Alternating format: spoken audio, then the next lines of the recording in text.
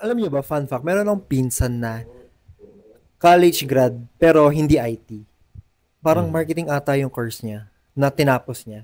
Tapos yung work niya ngayon, security, sa IT company. Security guard. Yun natin yung joke niya, inunahan mo Ay, eh. ba? Sorry. Inunahan ko. Sorry. Kinuha ko yung punchline. Sorry. Bad. Kinuha ko yung spark mo, bro. Sorry. Hindi, gumajab-jab na yun.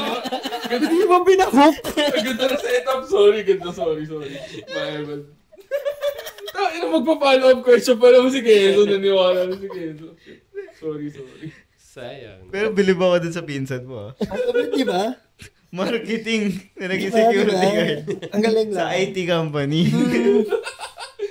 Bakit marketing yung nasa joke? Anong sinasabi mo sa marketing na course? Hindi.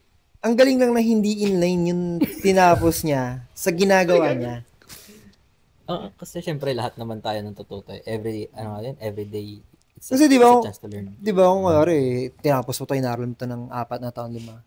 Siyempre, as starters, mas pipiliin mo kung ano yung naaral mo, kung magamit mo. Technically, depende. Oo, kasi hindi mo naman... For example,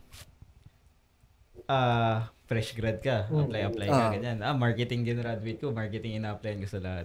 Tapos bigla may tumawag, offer, security guard. Pero laki ng sweldo nung time na yun. Sa labas ka ng security ng IT di ba? Di ba?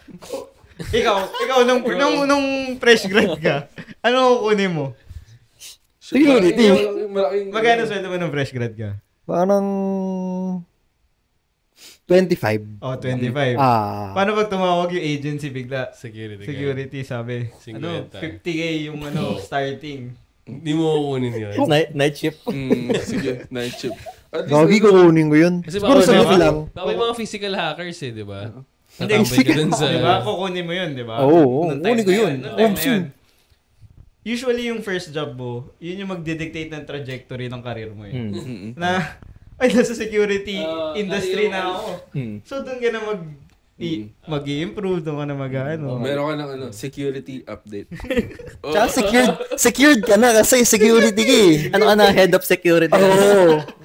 Sobrang sinecure mo yung security mo. Diba? Secured niya yung